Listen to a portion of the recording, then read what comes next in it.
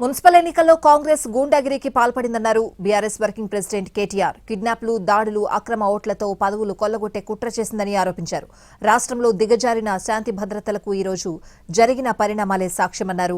బహిరంగ ప్రకటన విడుదల చేసిన కేటీఆర్ బీఆర్ఎస్ మాజీ మంత్రులు, ఎమ్మెల్యేలు, పార్టీ సీనియర్ నేతలు, కార్యకర్తలపై కాంగ్రెస్ గూండాలు చేసిన దాడులను ఖండిస్తున్నానని చెప్పారు.